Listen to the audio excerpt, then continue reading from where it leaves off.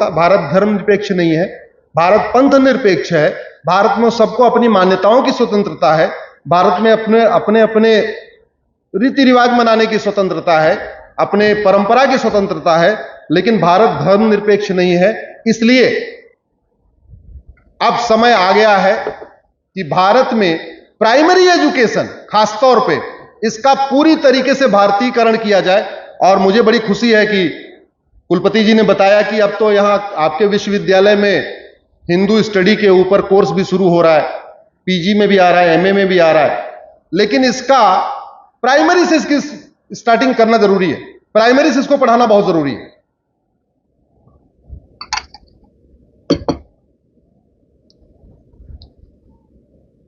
भारत में न्यायिक व्यवस्था भी आज भी हमारी विदेशी चल रही है। आज मैं आपके सामने कुर्ते पैजामा में हूं, सच्चाई है कि मैं भी उधर काला गाउन, काला सफेद बैंड, काली कोट, इसी में रहता हूं उधर। अब भाई ब्रिटेन में ठंडी लगती होगी तो इसलिए वहां जरूरी होगा काला गाउन पहनना, काली कोट पहनना। भारत में तो ऐसी कितनी अच्छी खासी गर्मी पड़ती है, 3 महीने ठंडी रहती है, 9 महीने यहां गर्मी गर्मी है, लेकिन 12 महीने चल रहा है सिस्टम। ब्रिटेन में पहले सारे जज चूंकि ब्रिटेन के होते थे तो उनको छुट्टी मनाने जाना होता था क्रिसमस पे, तो 1 महीने सारी कोर्ट बंद रहती थी पहले। आज भी 1 महीना नहीं तो 15 दिन तो बंद रहती है, आज भी सुप्रीम कोर्ट बंद रहती है। गर्मी दिसंबर के महीने में 15 दिन बंद हो जाती है। पहले यहां के जो वहां जज थे, गर्मी यहां बर्दाश्त नहीं होती थी तो मई जून में चले जाते थे, जुलाई में लौट के आते थे। आज भी लगभग वो चल रहा है। सुप्रीम कोर्ट 15 मई के आसपास बंद हो जाती है, फिर जाके जुलाई में खुलती है। तो छुट्टी का कैलेंडर भी वही चल रहा है हमारा, गुलामी वाला, ड्रेस गुलामी वाला, कानून गुलामी वाला, इंडियन पिनल कोड गुलामी वाला, पुलिस एक्ट 1861 का गुलामी वाला, एविडेंस एक्ट 1872 का गुलामी वाला। जब गुलामी के नियम कानून चलते हैं, गुलामी की व्यवस्था चलती है, तो इनडायरेक्ट वे में हम मानसिक रूप से गुलाम हो जाते हैं और हमें अपनी भारतीय चीजें अच्छी नहीं लगती हैं। यह नतीजा हम अपने सामने देख रहे हैं। आज भी आप भारतीयता की बात करो तो लोग सांप्रदायिकता समझ लेते हैं, डिफरेंस ही नहीं समझ रहे हैं। अरे भारतीयता की बात करना सांप्रदायिकता कहां से हो गई? लेकिन जैसे भारतीयता की बात करो कहते हैं तो कम्युनलिज्म फैला रहे हैं या सांप्रदायिकता फैला रहे हैं। क्यों? क्योंकि दिमाग में गुलामी इस हद तक अंदर चली गई है और 3-4 जनरेशन से चली गई है कि गुलामी का नियम पसंद, गुलामी का कानून पसंद, गुलामी की पुलिस व्यवस्था पसंद। मुझे तो आश्चर्य हुआ जब अभी वर्तमान सरकार ने 3 कानूनों का बिल पेश किया। अभी कानून पढ़ा भी नहीं होगा, 1 घंटे के अंदर प्रेस कॉन्फ्रेंस करके लोगों ने कह दिया है बेकार है, जबकि तीनों बिल को पढ़ने में कम से कम 7-8 घंटे चाहिए। इधर पेश हुआ, उधर विरोध शुरू। क्यों? क्योंकि सब कॉन्शियस माइंड में गुलामी चली गई है। आप हाथी के बच्चे को भी अगर 1 महीने शुरुआत में उसको रस्सी से बांध दीजिए तो बाद में वो कभी रस्सी तोड़ता नहीं है, उसी में रहता है, वो कभी रस्सी तोड़ने की कोशिश नहीं करता। लगभग वही व्यवस्था चल रही है। भारत में न्यायिक व्यवस्था इतनी सड़ चुकी है, मैं तो वर्ड यूज कर रहा हूं, जिम्मेदारी के साथ कर रहा हूं, सड़ चुकी है। आज की डेट में 5 करोड़ केसेस तो district court, high court, supreme court में पेंडिंग है और 5 करोड़ केसेस तहसीलदार के यहां, एसडीएम के यहां, एडीएम के यहां, डीएम के यहां, चकबंदी अधिकारी के यहां, एसओसी के यहां, डीडीसी के यहां और चकबंदी कमिश्नर के यहां पेंडिंग है। टोटल कितने मुकदमे हो गए? 10 करोड़, यानी ऑस्ट्रेलिया का 4 गुना। ऑस्ट्रेलिया की टोटल जनसंख्या 2.5 करोड़ है और भारत में 10 करोड़ केस पेंडिंग है। अगर ऑन एन एवरेज एक परिवार में आप 6 आदमी मान के चलिए, यानी 60 करोड़ लोग आशा लगा के बैठे हैं हमको न्याय मिल जाए, हमको न्याय मिल जाए। चलो इसमें मान लेते हैं बहुत सारे लोग ऐसे भी हैं जो नहीं चाहते होंगे जल्दी न्याय मिले, लेकिन ज्यादातर तो लोग चाहते हैं। अगर बीमारी ठीक ना हो तो दवा को कंटिन्यू करना चाहिए क्या? जोर से बोलिए जरा। जैसे बीमारी ठीक नहीं होती है तो दवा बदल दी जाती है, वैसे अगर न्याय न मिले तो क्या करना चाहिए? कानून बदल देना चाहिए। वो नहीं बदला गया। अब शुरुआत हुई है, लगभग 1600 अंग्रेजी कानून खत्म हुए हैं, 3 कानून अभी इस बिल अभी पेश किया गया है, कानून बदलने की प्रक्रिया शुरू हुई है। लेकिन मेरा यह मानना है कि जो हमारे ये कानून बनाने वाले हैं ना, ये भी गजब के हैं। अपना घर बनाना होता है किसी को भी तो कम से कम 2-3-4 आर्किटेक्ट से बात करते हैं नहीं करते? अपना घर बनाना होगा तो आस पड़ोस के मोहल्ले में जाके जितने नए घर बने होंगे सबको देखेंगे। ऐसे ही करते हैं ना हम लोग। अपना घर बनाना होता तो आंख बंद करके बनाते हैं क्या? नहीं, पहले जाते हैं, देखते हैं कि भाई आसपास कितने नए घर बने, उनको देख लो, किसका ड्राइंग रूम अच्छा, किसका बेडरूम अच्छा, किसका किचन अच्छा, जिसकी जो जो अच्छा है, जो बढ़िया लगा, किसी की ड्राइंग रूम की कॉपी, किसी के बेडरूम की कॉपी, किसी के किचन की कॉपी, सबकी कॉपी किया और फिर अपना कानून, अपना घर बनाते हैं। हमारे संविधान निर्माताओं ने भी यही काम किया था। हमारे संविधान निर्माताओं ने 50 देशों कानून पढ़ा और 50 देशों का कानून पढ़ने के बाद 10 देशों की कानून की कॉपी मारा। थोड़ा जापान की नकल किया, अमेरिका की नकल किया, थोड़ा ब्रिटेन की नकल किया, थोड़ा फ्रांस की नकल किया, आयरलैंड की नकल किया। ऐसे उन्होंने 10 देशों की बेस्ट प्रैक्टिस को कॉपी किया। और मेरा यह मानना है कॉपी करने में कोई बुराई नहीं है, कॉपी करना भी चाहिए। अच्छी चीज की नकल करने में कोई दिक्कत नहीं है, अच्छी चीज की नकल करना चाहिए। लेकिन अब उसके बाद वालों ने अच्छी चीज की नकल नहीं किया। संविधान निर्माताओं ने 10 देशों की बेस्ट प्रैक्टिस उठा के कानून बना लिया, लेकिन उसके बाद वाले कानून निर्माताओं ने दुनिया में कहां क्या चल रहा है उसकी नकल नहीं किया, बल्कि 1860 के इंडियन पिनल कोड को कंटिन्यू किया, 1861 के पुलिस एक्ट को कंटिन्यू किया, 1872 के एविडेंस एक्ट को कॉपी कंटिन्यू किया। हमारे यहां न्यायिक व्यवस्था की शुरुआत कहां से होती है? पुलिस से। अल्टीमेटली अगर किसी को परेशानी हुई, चेन स्नेचिंग हुई, कुछ चोरी हुआ, तो कहां जाते हैं हम लोग? किसके पास जाते हैं? पुलिस के पास। 100 नंबर डायल करेंगे, 112 नंबर डायल करेंगे। मुकदमा लिखने वाला कौन? कांस्टेबल, हवलदार, 12वीं पास या मैक्सिमम बीए, बीएससी, बीकॉम। 6000 कानून चल रहे, 50 कानून तो क्राइम से रिलेटेड चल रहे,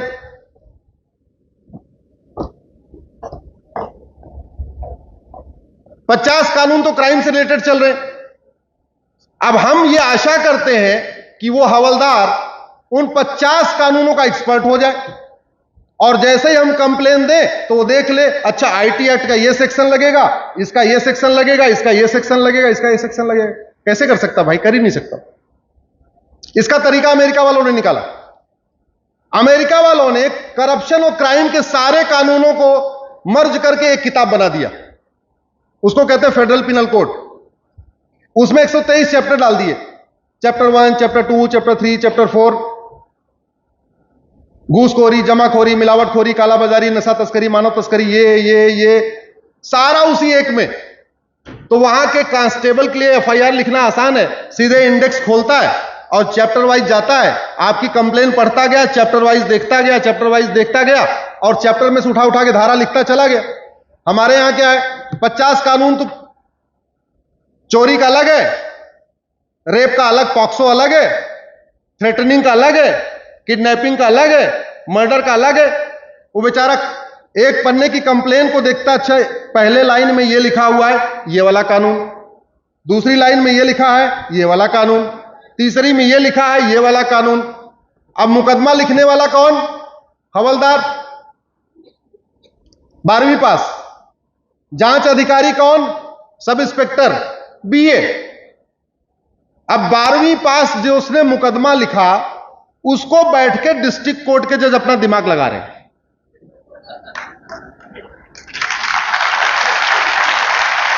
और उसमें दलीलें हो रही हैं और बड़े बड़े दिग्गज वकील, नाम नहीं लेना चाहूंगा, कोई भूतपूर्व गृह मंत्री, कोई भूतपूर्व कानून मंत्री, कोई भूतपूर्व वित्त मंत्री, ऐसे कानून उस बेचारे 12वीं पास हवलदार के एफआईआर में एक एक लाइन पढ़ पढ़ के उसकी कमियां बता रहे।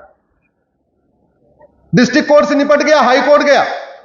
अब हाई कोर्ट के 2 जज उसी 12वीं पास हवलदार के फिर एफआईआर को पढ़ रहे हैं, फिर उसमें एक एक लाइन में कमियां निकाल रहे हैं। नहीं, शिकायत तो ये थी, धारा तो ये लग गई। नहीं, ये धारा नहीं लगनी चाहिए थी, ये धारा लगनी चाहिए थी। वहां से गया मुकदमा सुप्रीम कोर्ट। अब सुप्रीम कोर्ट के 2 जज उस 12वीं पास कांस्टेबल के द्वारा लिखे गई एफआईआर को फिर इंटरप्रिटेशन कर रहे हैं। नहीं नहीं, ये गलत हो गया, सेक्शन सब क्लास 2 लगना था, सब क्लास 3 लग गया है, सब क्लास 4 लग गया है। इसलिए हमारे देश में डिस्ट्रिक्ट कोर्ट का फैसला अलग होता है, हाई कोर्ट का फैसला अलग होता है, सुप्रीम कोर्ट का फैसला अलग होता है। कई बार डिस्ट्रिक्ट कोर्ट फांसी देती है, हाई कोर्ट छोड़ देता है। कई बार डिस्ट्रिक्ट कोर्ट छोड़ देती है, हाई कोर्ट छोड़ देती है। अभी प्रभुनाथ सिंह, सुप्रीम कोर्ट ने सीधा आजीवन कारावास दे दिया। क्यों हो रहा है? क्योंकि कानूनों की भाषा स्पष्ट नहीं है और कानून वही चल रहे हैं 1860 वाले, 1861 वाले, 1872। उनका हमने भारतीयकरण नहीं किया। अगर वास्तव में भारत को विकसित बनाना है, भारत का संपूर्ण विकास करना है, अपराध रोकना है, भारत में शांति स्थापित करना है, भारत में अराजकता रोकना है, तो सबसे पहले हमें भारत की पुलिस व्यवस्था और न्यायिक व्यवस्था का भारतीयकरण करना पड़ेगा। हमारा जुडिशियल सिस्टम बहुत अच्छा है, समय कम है इसलिए मैं बहुत डिटेल में नहीं जा रहा हूं, लेकिन बहुत अच्छा था। और सच्चाई यह है कि जिन मुकदमों का फैसला 5 पंच, गांव के 5 प्रमुख लोग मिलकर 1 घंटे में कर देते थे, आज की डेट में वैसे मुकदमे डिस्ट्रिक्ट कोर्ट से सुप्रीम कोर्ट तक 50 साल चल रहे हैं। वही जमीन का केस जहां गांव के 5 लोग बैठ के 1 बार की पंचायत या 2 बार की पंचायत या 3 बार की पंचायत में ठीक कर देते थे, उसका फैसला district court, high court, supreme court तक जाते जाते 50 साल लग जाता है। स्थिति यह हो गई है कि मकान मालिक को अपना मकान खाली कराने के लिए जितनी मकान की कीमत है उससे ज्यादा वकीलों पर खर्च करना पड़ता है। यह सिचुएशन आ गई है। इसको बदलना पड़ेगा। इसकी बदलने की जिम्मेदारी युवाओं की है, इसको बदलने की जिम्मेदारी देश के बुद्धिजीवियों की है। और मैं तो यह भी रिक्वेस्ट कई बार कर चुका हूं, कानून बनाने की जिम्मेदारी आप भारत के लॉ कॉलेजों को दे दीजिए। इसका 2 फायदा है। पहली बात, फैकल्टी, स्टूडेंट सब मिलके इसी बहाने बेस्ट प्रैक्टिस सीख लेंगे। उदाहरण के लिए नशा नियंत्रण वाला कानून है, अगर उसको बदलना है किसी एक कॉलेज को दे दीजिए। वो कॉलेज फैकल्टी मिलके, स्टूडेंट मिलके रिसर्च करेंगे कि सिंगापुर में क्या चल रहा है, फ्रांस में क्या चल रहा है, चीन में क्या चल रहा है, कहां क्या चल रहा है, उसका एक ड्राफ्ट बना देंगे। फैकल्टी भी सीखेंगे, स्टूडेंट भी सीखेंगे और सरकार को बैठे बैठे मुफ्त में एक कानून का ड्राफ्ट मिल जाएगा। कहीं जाने की जरूरत ही नहीं है। भारत में अगर लगभग 2000 के आसपास लॉ कॉलेज हैं इस समय, या 1700 हैं, शायद 2000 हो गए। 2000 लॉ कॉलेज हैं। प्रत्येक लॉ कॉलेज को हर साल एक कानून का ड्राफ्ट दे दिया जाए, एक पर्टिकुलर कानून दे दिया जाए कि भाई इस कानून का आप दुनिया का सबसे अच्छा ड्राफ्ट बना के ले आओ। पर एक कॉलेज के लिए एक कानून का ड्राफ्ट बनाना संभव है कि नहीं सर? बन सकता है कि नहीं? किसी एक कानून का, मान लो एविडेंस एक्ट है, हमने कानपुर विश्वविद्यालय को अपने अटल बिहारी लॉ कॉलेज को दे दिया, भाई आप एक काम करो, एविडेंस एक्ट पे काम करो। लड़के भी बड़े इंटरेस्ट से काम करेंगे, फैकल्टी भी बड़े इंटरेस्ट से काम करेंगे और बैठे बैठे आपको एक दुनिया का सबसे बेहतरीन एविडेंस एक्ट मिल जाएगा। अगर ड्रग स्मगलिंग को रोकना है, किसी एक कॉलेज को दे दिया, भाई ड्रग स्मगलिंग हमें भारत से खत्म करना है, आप कानून लेके आओ। जैसे गूगल मारा, उसमें ज्यादा रिसर्च भी नहीं करना, मोबाइल पे बैठे बैठे पता चल जाएगा कि दुनिया में ड्रग स्मगलिंग के खिलाफ कहां कहां कैसा कानून है। सबसे पहले आपको सिंगापुर का मिलेगा। सिंगापुर में पिछले महीने एक व्यक्ति के हाथ में 900 ग्राम गांजा मिला था, उसको फांसी हो गई। 900 ग्राम गांजा मिलने पे फांसी। सिंगापुर में दोबारा कोई गांजा बेचेगा क्या? दोबारा किसी की हिम्मत है? आज की डेट में गांजा स्कूल कॉलेजेस के अंदर सिगरेट के पैकेट में पहुंचाया जा रहा है। सिगरेट के पैकेट में, देखने में वो सिगरेट है, अंदर उसके चरस भरी हुई है। अंदर उसके कोकीन भरी हुई है, अंदर उसके गांजा भरा हुआ है। कानून बड़ा पावरफुल होता है, कानून का भारतीकरण करना जरूरी है।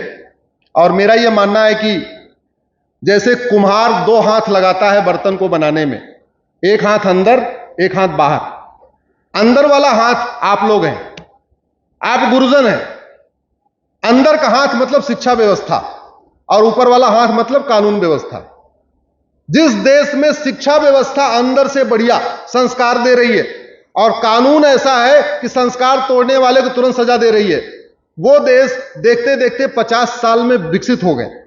जापान विकसित हो गया, सिंगापुर विकसित हो गया, दुबई विकसित हो गया, चाइना विकसित हो गया। दुनिया के आप देख लीजिए 50 सालों के अंदर वर्ल्ड क्लास उनका डेवलपमेंट हुआ, जहां उन्होंने दो चीजें किया। क्या किया? शिक्षा को संस्कारी बनाया और कानून व्यवस्था को कठोर बनाया।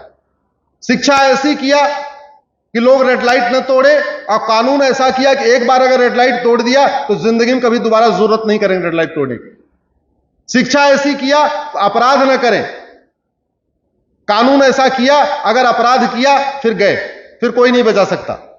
शिक्षा और न्यायिक व्यवस्था, इन दोनों चीजों का भारतीकरण करना बहुत जरूरी है।